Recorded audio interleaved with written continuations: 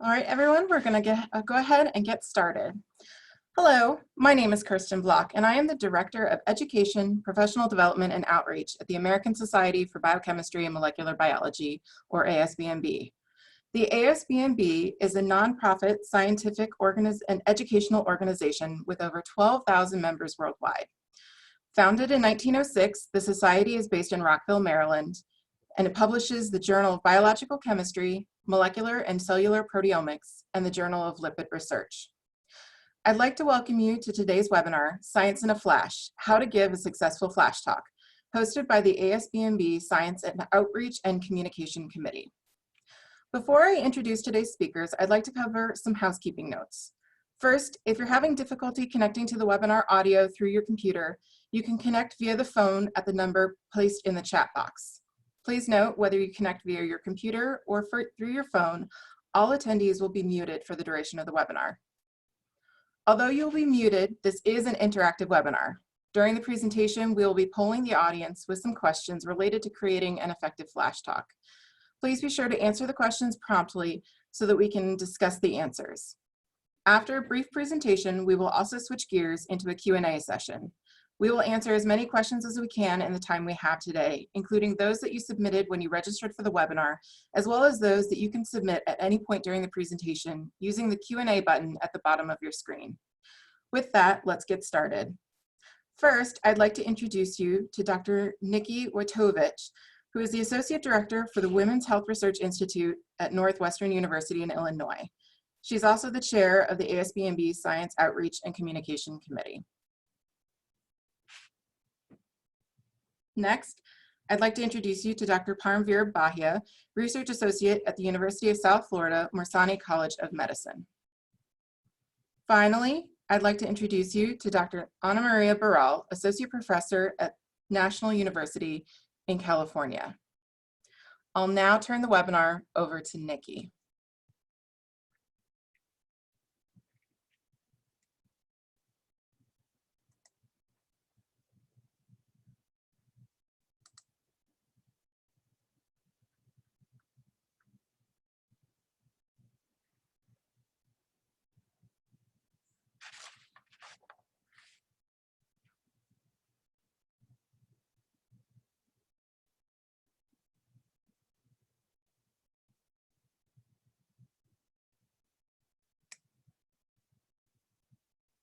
Nikki, I think we have you on mute still.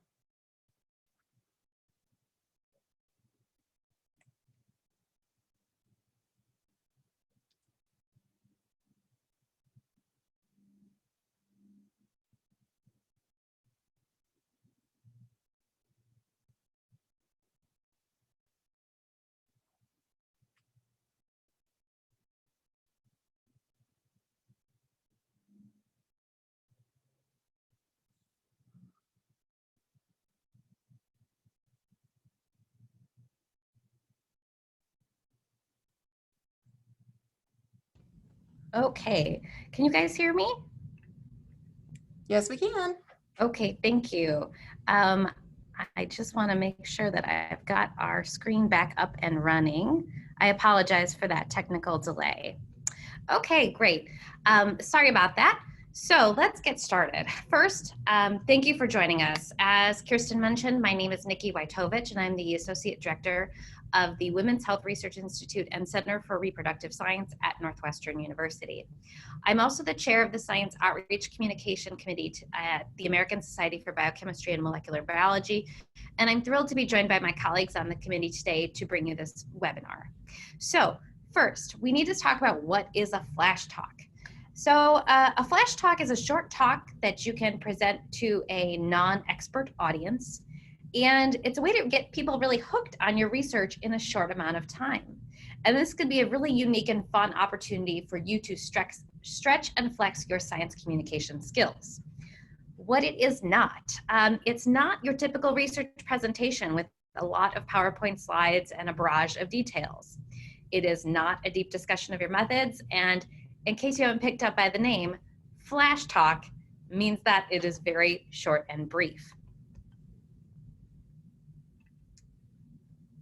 We could go to the next slide. Okay, so being that it is a brief talk, different Flash Talk environments will have different rules. So these typically range from anywhere between 1 and 4 minutes. And that, if you think about that, that's a really short amount of time. What would you say to somebody if you met them on an elevator and they were interested in knowing about your research? It's very similar to that in that you might only have a few moments with them as you ride the elevator from the top floor to the bottom floor or vice versa. In this case, you're presenting to an audience in that amount of time, which may have a bit more added pressure. In some cases, you may be allowed to use 1 or 2 slides to convey your message. Some Flash Talks, you won't have any use of visual aids. So knowing what the setup and framework is of the Flash Talk is essential before you begin planning. So next, you want to really think about your goals for participating in a Flash Talk. Why did you decide to do it? Is it because you wanted to, as I mentioned earlier, practice your science communication skills? Or is it because you're very passionate about your research topic and wanted to raise awareness with a broader audience? And it's totally okay if you're doing it for a personal or professional benefit. Maybe you think it would be a lot of fun, or maybe you think it would be something that you could add to your CV that will help you down the line. All of these are good ideas and things, but I want you to really define what your personal goal is before you start planning, because your goal is going to help you really strengthen what you want to highlight in this very short time frame. Next, in addition to your own goal, you need to think about the audience. Who's going to be in attendance? And what are their goals for attending? Are they there to learn about specific content? Are they there for entertainment? Are they there to perhaps cheer you on as friends and neighbors and family? Think about the type of individuals who are in this audience, what their backgrounds might be, and how you could specifically tailor your Flash Talk to them so that you meet your goals as well as coming halfway to meet theirs. And lastly, when preparing your Flash Talk, preparation and practice are key. You only have this short amount of time to really make a huge impact. So it's important to really think about what you're going to say ahead of time. Practice. You might find that there's bumps in the roads and you might want to reiterate and revise until you've got a very cohesive, tight story that you could share within 1 to 4 minutes. Next slide, please. Okay, so the first thing and the first interaction you might have with your audience is the title of your talk. So there's the quote that says, "Don't judge a book by its cover," but in essence, we tend to judge talks by their titles. And I know you've probably all been to research seminars where you see a talk and you think, maybe that's not for me. It's a little bit long or complicated. And you see that and you decide, well, I'm not going to attend. So what does a good title look like? Well, a good title will describe what is exactly going to happen with the title of your talk. You want to be able to tell your audience what you're going to share with them. In that case, it needs to be easily understood by the audience that is in attendance. It needs to be informative and give folks an idea of what they might learn about, but also not too revealing. You don't want to give the whole story away. You want to have some of that suspense in order to draw attendees into your talk.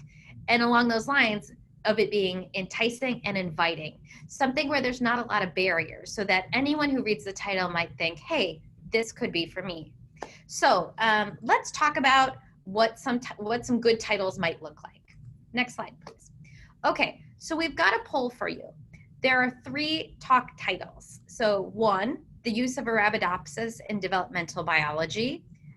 2, what is the need to study a weed? Why scientists study simple organisms. Or identification and characterization of a novel protein, Apix-T, which mediates morphogenesis in Arabidopsis.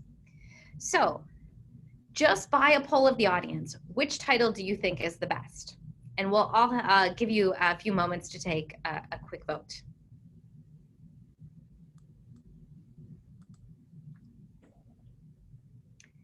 Okay, overwhelmingly, the second title talk, what is the need to study a weed? Why scientists study simple organisms? That was the overwhelming favorite. And why was that? I think it's because, it poses a question to your audience. What is the need to study a weed? Your audience can all relate to what a weed is, And then why scientists study simple organisms. Not everybody might know the terminology of a model organism in this case, or even know what type of organism Arabidopsis is, as that's very specialized to the field of biology. So these are just some examples of how you can think about when developing your title for a broader audience, what might be an attractive and enticing way to draw them into your talk. Okay, let's move on. So lights, camera, and action, the introduction. So you get up on the stage or platform where this flash talk is, and really, research shows that you really only have the first 30 seconds to make a first impression. So in this case, you want to make it count. You've already are working on a very short time frame. So what your introduction looks like, I think really depends on the exact amount of time you have. If you have enough time, I think the first few things you might want to start off with is your name. So hi, I'm Nikki Woitowich, and I'm from Northwestern University. You could start with that.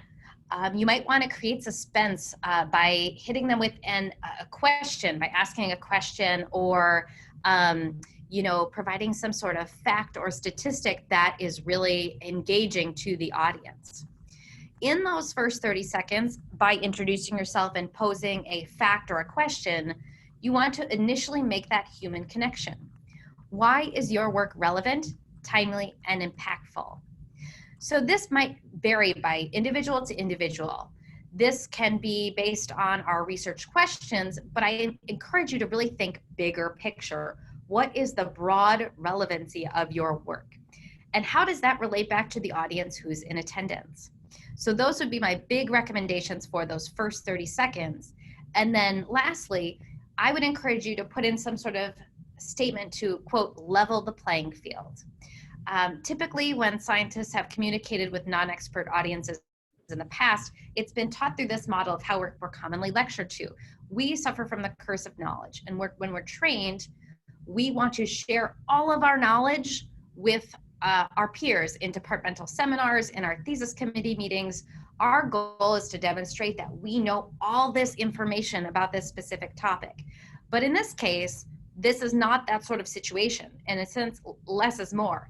And if you're going to start off right at the bat by sharing a ton of specifics about your research, that's not the place to do it here.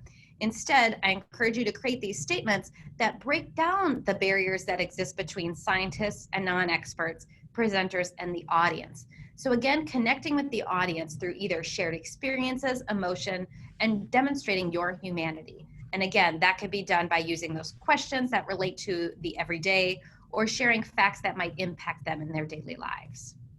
So I would like to then pass it over to my colleague, Anna, who will talk a little bit more about the rest of the presentation. Thank you, Nikki. As you can see, there is a lot of thinking and planning that goes in that title and introduction and leveling the playing field. I'll be talking what comes afterward, the actual content or body of your talk. What should you be presenting in the talk? Now, you have your audience engaged with an intriguing title and maybe a great analogy to describe your topic. And you may be tempted to embark on presenting the content that you, the scientist, thinks that it's important for your presentation. But that may not be a good idea, as too much information can be overwhelming and your audience will lose interest. So instead, try to remember what is the most important message that you want your audience to remember and focus on that aspect.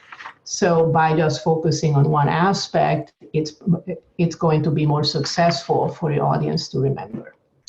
Now, how to present that content?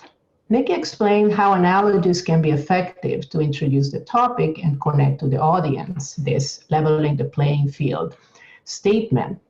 However, you don't want to overplay them either. You want to stick to one or two analogies that are effective.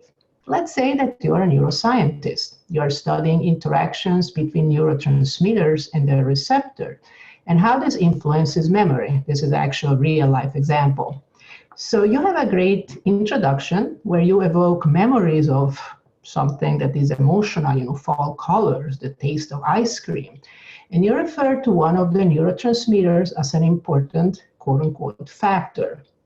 Now, you may be tempted to go on and talk about other neurotransmitters involved in the receptors and add a few more factors, but that may be confusing for the audience. So keep it simple. In this example, if there is another neurotransmitter involved, you may refer to it as an on-off switch. Now, what about methods? Methods particularly are exciting for scientists, and we usually have to explain in detail why we use the methods we use. However, your non-scientific audience is not really interested in the gory details of methodology, so keep it simple. One exception when you may need to talk about your methods is that for some reason you need the audience to be aware of them. Let's say you need volunteers, you need donations, you need support for animal research, and so on. But otherwise, keep it focused on what you found out. Next slides, please.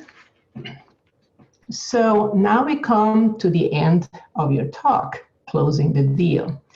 So that means that you want to summarize it in a way that the audience remember why your project is so amazing and unique. Now, 3 is a handy number, so it's a good idea to give 3 takeaways from your research. As you can see, I have 3 takeaways here too. Now, if using slides, present your takeaways as a list with 3 short bullet points. In some cases, you may also want to encourage the audience to do something. You may want them to donate to your fund, to volunteer, to visit the website, to contact your representative, etc. If so, you can add another slide of action items at the end. This is the best time to ask at the end because your audience is engaged and wants to do something, wants to help. Okay, so let's get some feedback from you regarding the main content of the talk. Here are some recommendations about planning the body of the talk, except one that is not so good. Which one do you think is not a good idea?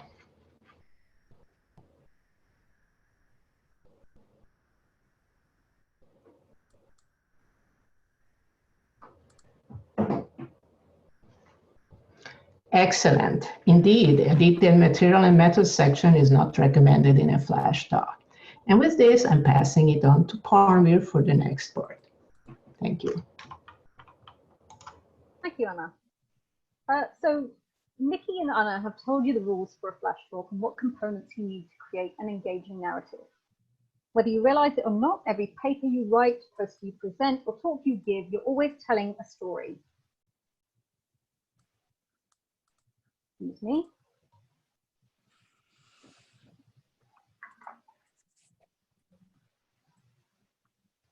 Sorry, I've lost my visuals for the moment.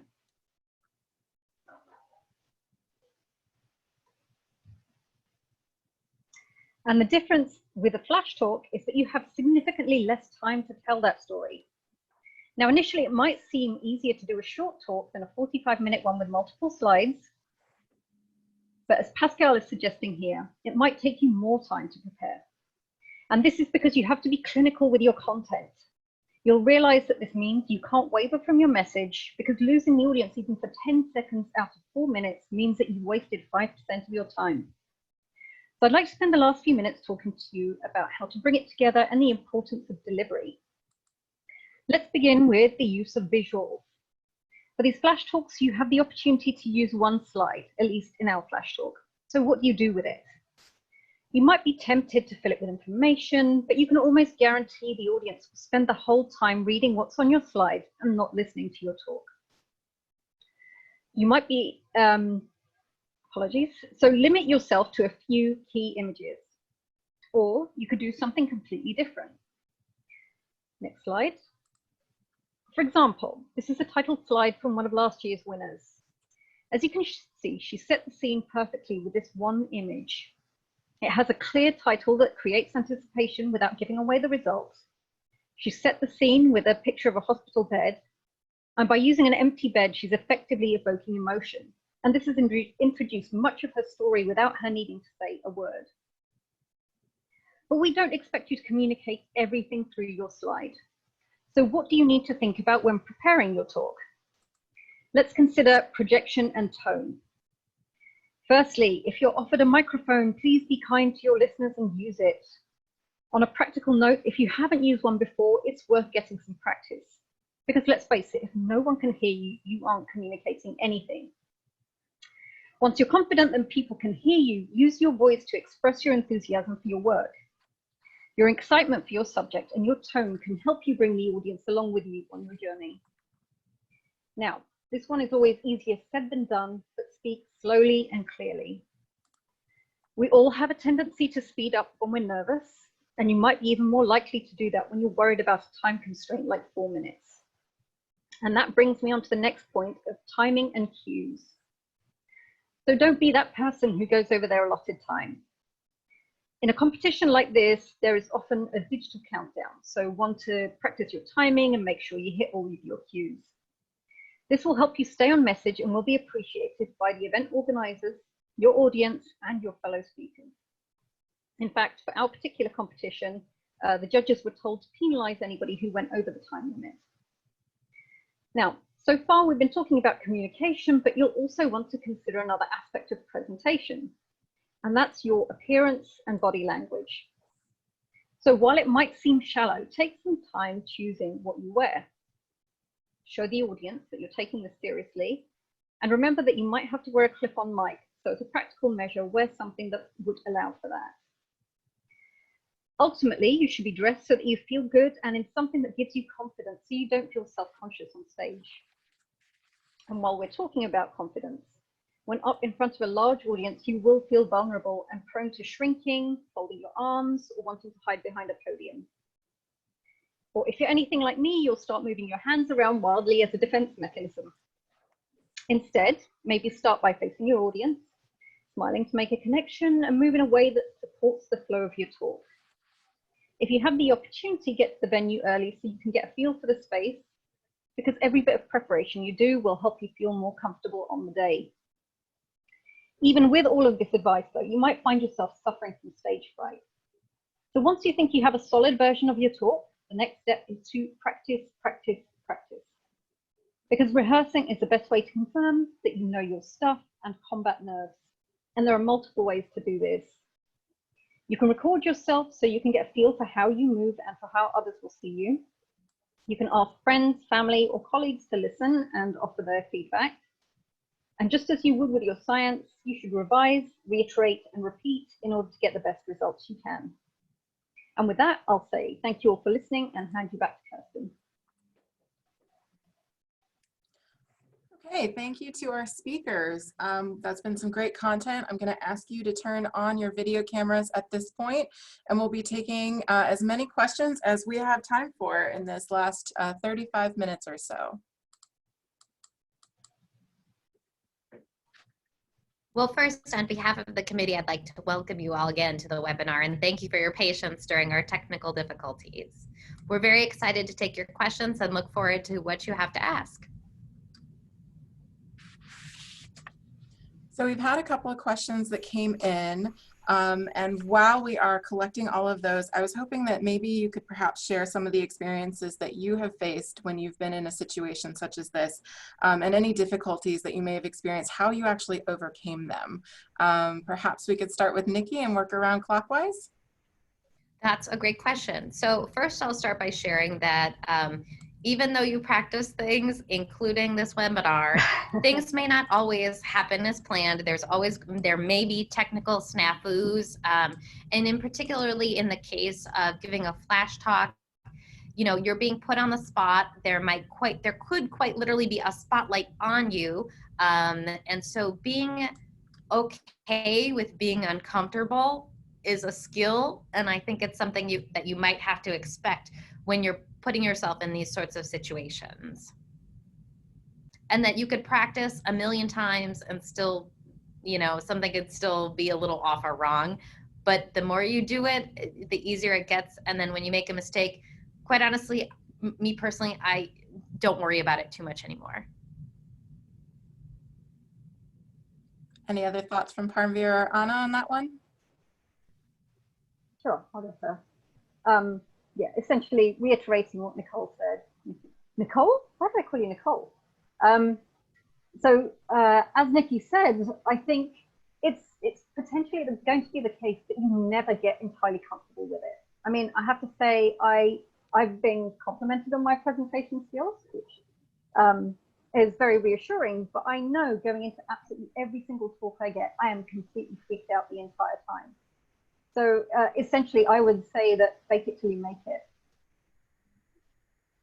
Yeah, I think that, accepting that even with all the practice and everything, we will still be making mistakes and stumbling upon our words, you just accept that. And, it happens to everybody. So you just say, oh, I'm sorry, or just keep going on, finish your talk, and people will forget that you stumbled in the middle. So it's not a big deal.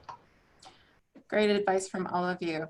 So we've had a couple of questions that came in that were somewhat related. One is it good to wear a watch to look at the time? And on that note, where should one orient their eyes when they're presenting?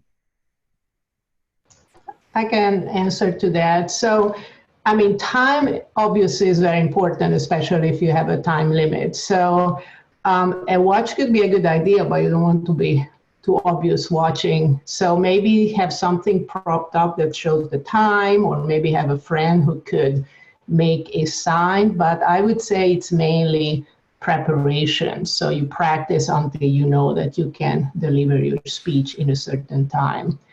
And looking, there are people who say just find a friendly face in the audience and talk to that person. So you don't want to be looking away or down. You want to make eye contact. So you can kind of move your eyes and look at different parts of the audience.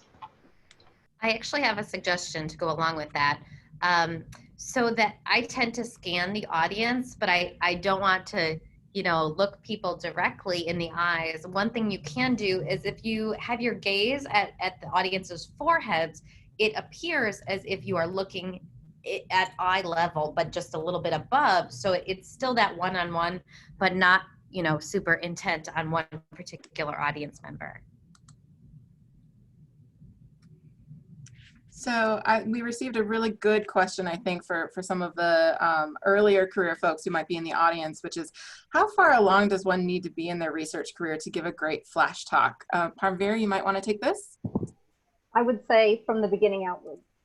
I would not say that necessarily any level of professional kind of qualification makes someone better suited to give a better presentation. I mean, they might have more experience, they will have more knowledge, but in terms of how you present the information, that really is just a matter of confidence and practice, I would say. Thanks. So another viewer wondered, if the research is integrative or combining several complex ideas, how exactly would you handle 4 or 5 many different areas in such a condensed time frame? Nikki? You have to think about the big picture. While it might be cross-disciplinary, multidisciplinary using a variety of methodologies, you're still trying to answer a central question. So think about what that big picture question is and start there, and then you can go in a little. But remember, this is such a short amount of time. You really need to keep it to the big picture and not drill down into the specifics. And quite frankly, depending on your audience, they don't want to know the nitty-gritty. So you really have to think about your research question from a very high view. So what about the actual text that you have prepared? We've talked about practicing and rehearsing many, many times. Is it good to memorize the text in advance, or is it a little bit better to maybe come in and improvise a little bit? Again, I mean, I am not really good at improvising. I tend to, English is not my native language, so sometimes I mix up words or stumble upon words. So I usually kind of memorized a script and try to stick to it. Now, there are people who are very natural and are very good at improvising. So it's very personal. See how it works for you, but it's not shameful to, just memorize a script and stick to it. On the flip side of that, what if you find yourself in a situation where you have to present without preparation? Do you have any handy tips or tricks for those situations? I think if you can practice 4 different time periods, And I mean, most of us know our research because we've drilled down to the point. But I would say that if you keep,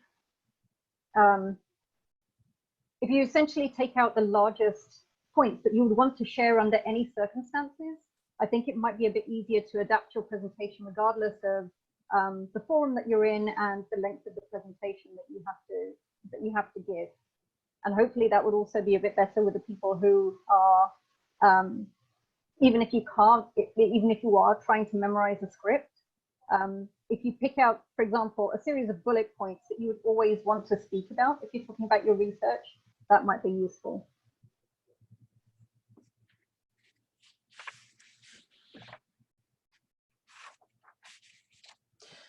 So for these types of Flash Talk competitions in general, is there a Q&A session that people can anticipate, or how might you want to sneak in some extra information if you've run out of time?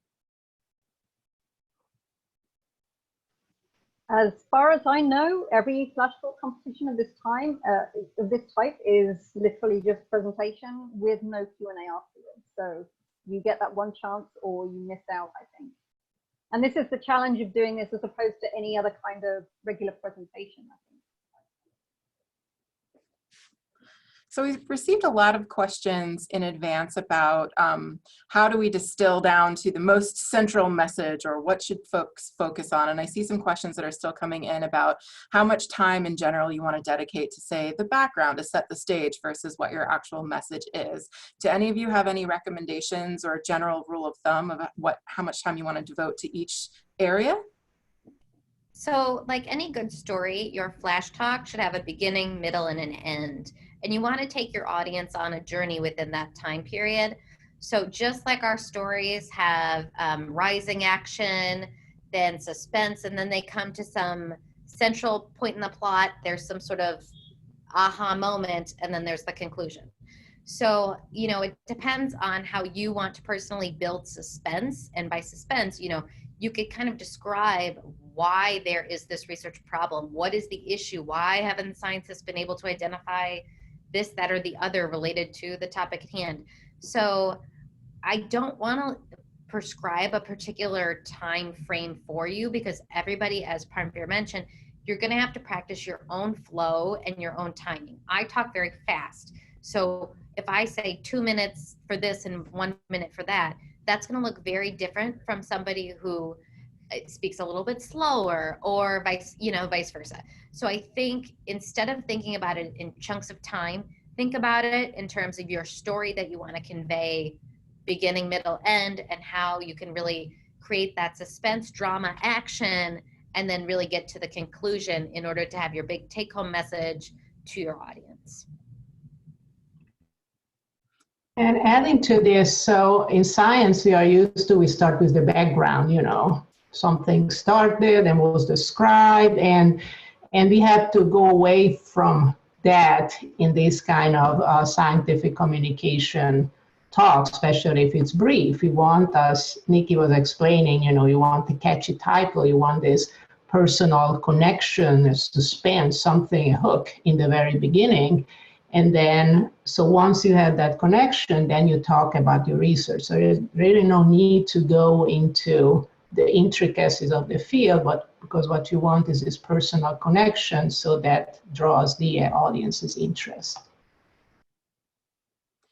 I guess along those lines, we also have a question about the emphasis on the relevance of the work or the finding, especially if you're really excited about that finding. So how do you balance what you think the audience should hear versus maybe what the audience probably wants to hear?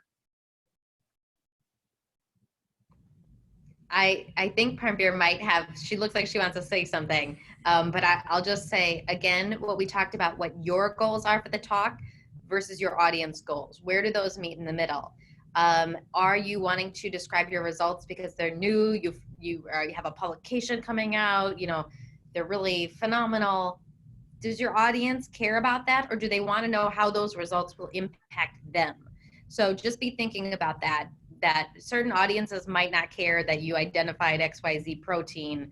They want to know how does that translate to, you know, helping their family member who has diabetes, you know, something like that. I encourage you to just keep that in mind.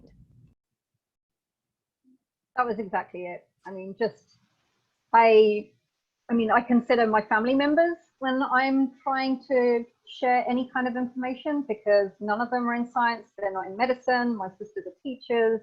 My parents worked in manual kind of types of work. And so when I'm telling them about a scientific idea, I'm thinking, okay, well, no, they don't care about the TRPA1 channel. They want to understand how we're going to develop a new cough medicine for them because they're sick right now. So yeah, it was essentially what Nikki said. Great, thank you for those insights. On the back end of the flash talk, once you've given your flash talk, do you have any experience or have any suggestions for how somebody might receive feedback and respond to feedback after the flash talk is concluded?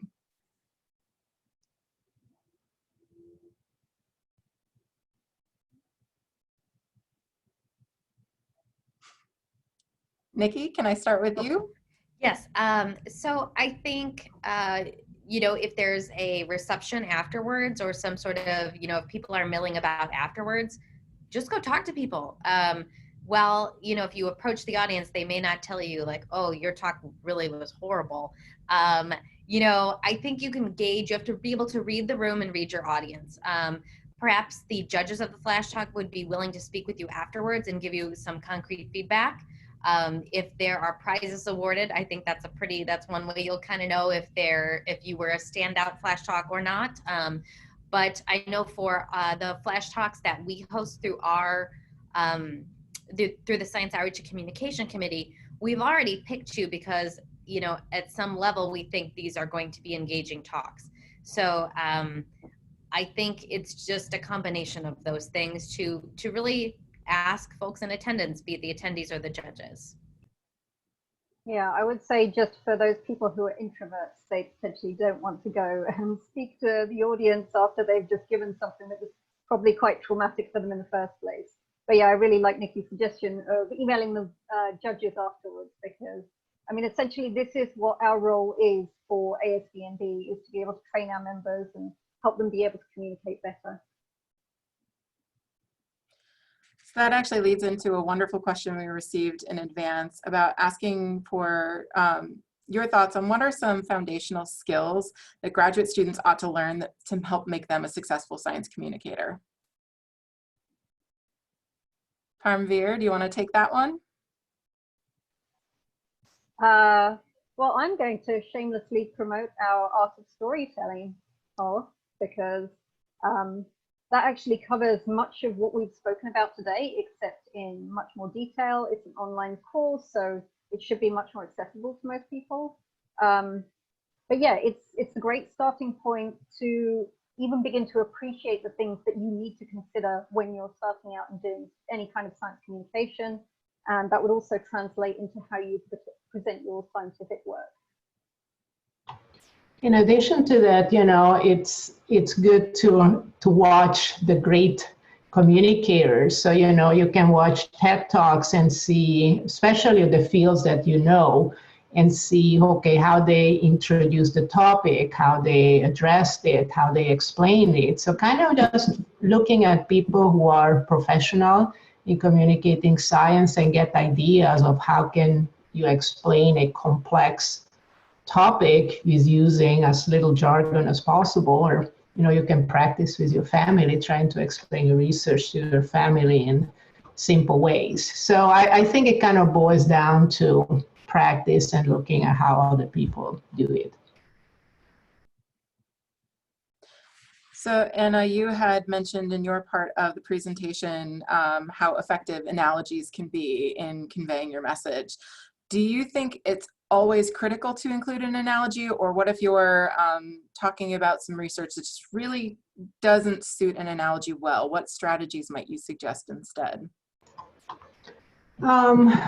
I mean, analogies are very useful, especially when the topic is complex, because it makes this connection, the leveling the playing field aspect of it, that you make that topic, that technique, etc., understandable, because you translate it into a language that the public, the audience can understand. I honestly, most of the time I try to find an analogy because most of our research is complicated. So we try to make that, simpler to understand. So I don't really have any ideas what to do if I cannot find an analogy. Sorry. Well, I guess that's all part of the preparation, is finding that right analogy that suits your needs. So in terms of the visuals, you talked briefly, Parmvir, about what makes a good slide. So do you encourage that combination of picture and text? Or say you have an 8-part figure that really gets at the point of your research, how would you strategize the use of a single slide? I would say for a 4-minute talk, there's no way an 8-part figure is appropriate.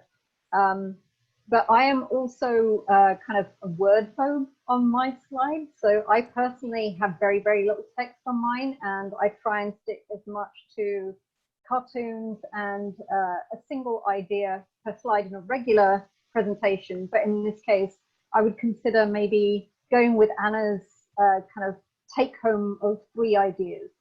So maybe you have 3 things on a panel which you can explain during the process of your talk, and that would also fit in with the kind of the 3 parts of your story, if that's how you choose to tell it. But as I say, I personally avoid as much text as possible. I'm going to follow up on what Parmvir said. Images can be very powerful. So I actually gave this assignment to my students last week for their final presentations in my class, and they had 4 to 5 minutes to present, their research proposal. And I allowed them the use of 2 slides. And one of the most impactful talks used a single slide, which was a picture. And it was, the old saying that, a picture's worth 1,000 words. And I think that really helped open a dialogue to her research proposal. So I agree. I think, less is more, or if there's 1 or 2 really catching things, I would avoid schematics. I would avoid diagrams and figures, especially for those, it might be hard to see very detailed slides. Do not put your poster on a single slide. All very good advice. So we talked earlier a little bit about what to do if you find yourself in need of improvising. So along these lines, say you've prepared your presentation and you're partway through, and somebody asks a question that breaks that flow. How do you suggest, or do you have any tips for how you kind of get back into the rhythm?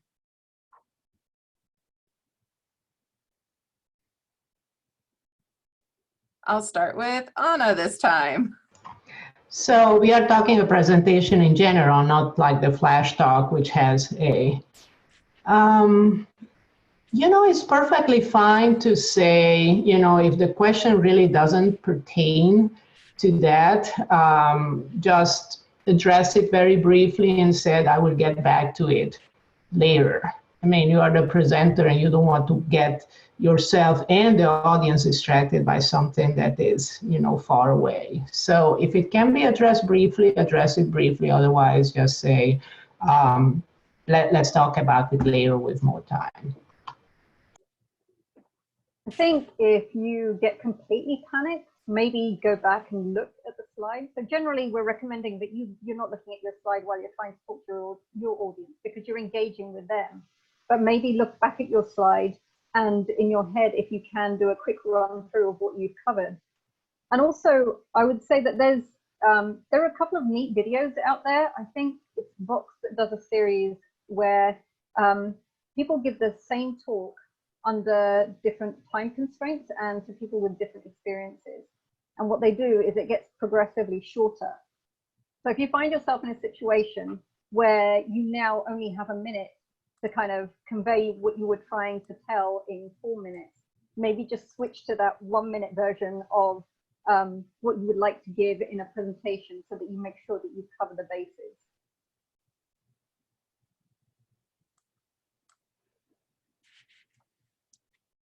So I guess that actually might lend itself to this next question fairly easily about, what do you think of making presentations on social media videos? Do you think those can help scientists and researchers achieve their goals? Is this something that maybe we as the scientific community should start to make en masse as well? I think it really depends on who you want your audience to be. Personally, I don't think, and this is my opinion, that you're engaging with a lot of non-experts from your own personal Twitter feed, unless you have a ton of followers, which I'm happy to say I do not have a lot of followers, but I do have followers that are other scientists and other people in my field. So I do think social media is a really great way to connect with other scientists and generate collaborations. And I think we'll see as things are moving online in the moment right now, that this might be a really good alternative way for us to communicate with each other. Very good point about the timing that we are experiencing right now. In addition to the Vox resource that you mentioned, Parmvir, are there any other examples that you can think of great flash talks online that we can maybe direct our audience to as they want to explore this type of communication a little further? Yeah, I think a number of the organizations that hold very similar presentations, so there's the 3-minute thesis competition, which works on a very similar principle. I believe that they put theirs on YouTube. I think the slightly longer version, the Science Slam, is a 10-minute version. I think they also have some of their videos online. I mean, if people want to ask us afterwards, I can try and come up with a fuller list, but those are ones I can remember off the top of my head.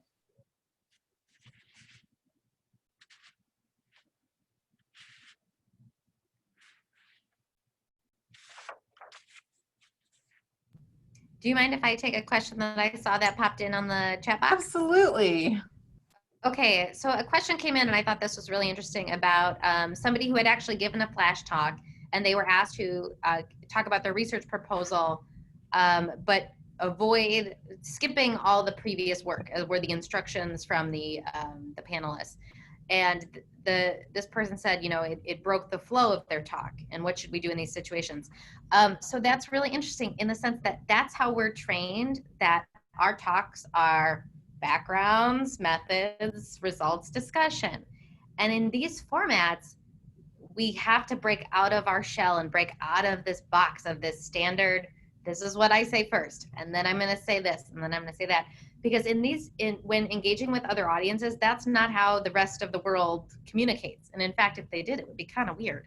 So I really encourage you to just get comfortable with the fact that sometimes you actually need to start with the big picture, things you might be talking about in your discussion of why this is important, what's changing the field, what you're doing, why it's novel. Start with that first. Sometimes that helps. But really kind of try to be comfortable like getting out of the box and really getting away from this very strict recipe of how we should be conveying our research.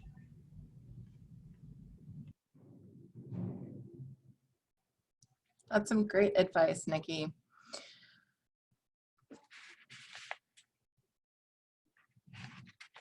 So we've talked a little bit about introverts, and I think it's safe to say that a lot of scientists are introverts. Do you have any final suggestions about how those of us who are not as comfortable giving talks might build more confidence and talk fearlessly? Well, introvert here, I think fearlessly, that's not an option. I'm always scared when I have to speak. And I think Parmvir mentioned it, you know, you just fake it till you make it and you practice. I think, you know, that idea that you know the most of whatever you are going to talk is helpful.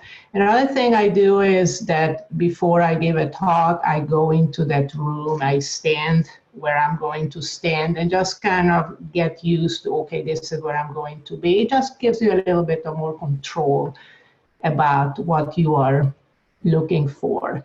And again, just have, you know, even when we are presenting with a PowerPoint and whatever, we take a flash drive, we take our laptop, and we are prepared to all kinds of breakdowns. So the same way we try to have like the shortest version of whatever we are going to say, just in case something happens. But it will work out, you know. If I, as somebody who's very introvert, I can tell you that you practice and you get better at it. Honestly, as someone who's an extrovert, my answer is exactly the same. I mean, I still get incredibly nervous up on stage. I can talk for England, But, you know, when I'm up on stage, it's a completely different energy rush that you get. And so as Anna said, I mean, it's pretty boring, but practice. That's really the key thing that you can do. And if you can possibly practice with as many different audiences, with as many different experiences as you can, so that you can kind of take that amalgamation of feedback from different people and then, you know, revise your presentation as you need to.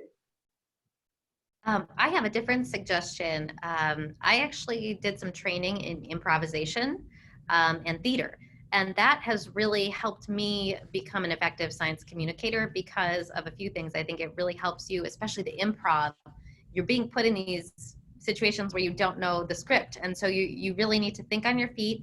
You need to be comfortable sharing your thoughts, even if they might be silly. Obviously, that's different than a science, you know, communication, but I think we can learn a lot from our friends that are in theater, because it's the same thing of you're having to get up on stage and share part of yourself. In this case, it's our science, and you need to engage an audience. So in essence, it is a performance in a lot of ways. And another thing that I could share for those of you who might be more introverted, think of it like a performance, that if it helps you to think of yourself as an actor on a stage playing a part of a scientist, do that if that helps. But I can't say enough. I think taking an improv or an acting class can really help bring you out of your shell and help you enhance your science communication.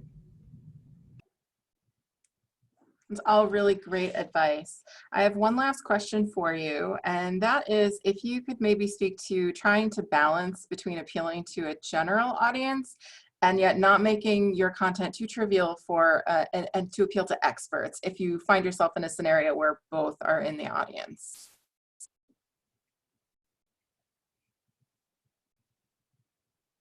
I kind of, sorry, I was just going to say that trivial, you know, the fact that you make your talk, your science, your research understandable for the general public is not dumbing it down, it's just making it accessible.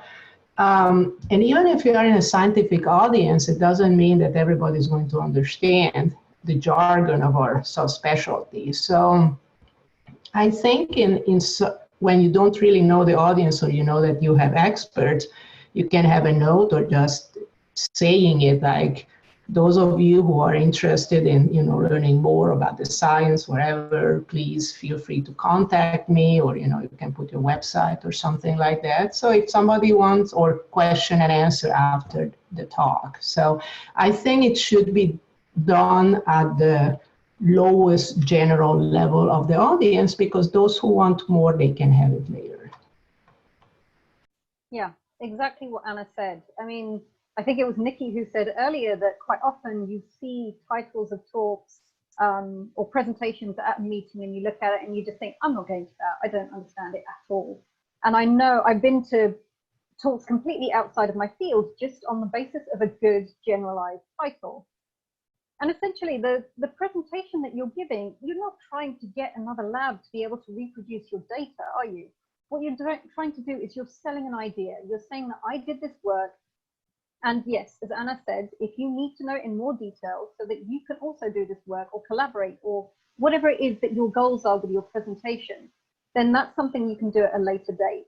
But during the presentation itself, I think it should be at a level that is appealing to as broad an audience as possible, including within scientists, because when we're not in each other's fields, we're not experts, we become that, in inverted quotes, general public.